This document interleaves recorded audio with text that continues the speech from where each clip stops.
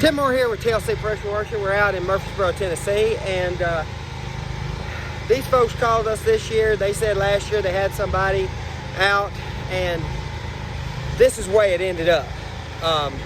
What you've got here, you can see it's really bad on this side. It is on the other side, but not as bad. Is this house had a chalky residue on it probably before they got here.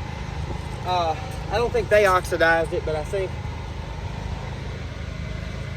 they caused what it was already chalky. So instead of rinsing with a ball valve and very flowing water, they came in with a pressure washer and they did all this. Zip, zip, zip, zip, zip, zip, zip. They Zorro'd it, what we call Zorro it.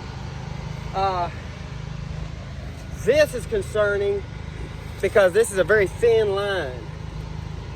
And that can be like a red tip or a shooter tip that's not properly done. But you can see where they went in and they caused oxidation. So for me to fix this for the person, I'm gonna have to scrub it to try to minimize that look and try to drop the oxidation and leave more.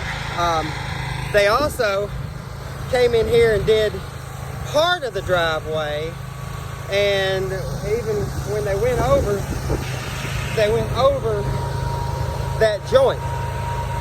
So if you're coming in, you should always want to make a clean cut so that it looks good. You never want to go into here unless you're doing the driveway, because what happens is at that point you've left them with something that looks worse, make their driveway look worse. They're already going to know if you do it right that the driveway looks bad. Even if you just do the back sidewalk and cut it right here, it's going to make that look bad. But this looks even worse.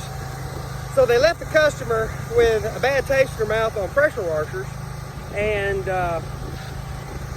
just screwed the crap out of stuff. So we're going to try to fix it and make them happy, and we'll be back. When they move that to go out on vacation, we're going to be back doing that, I guarantee you.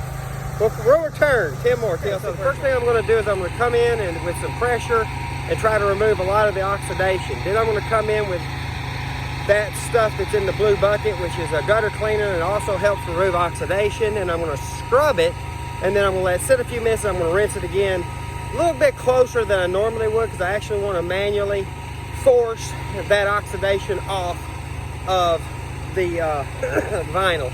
So not a fun job, but it make this look better. Happy customer. We'll see.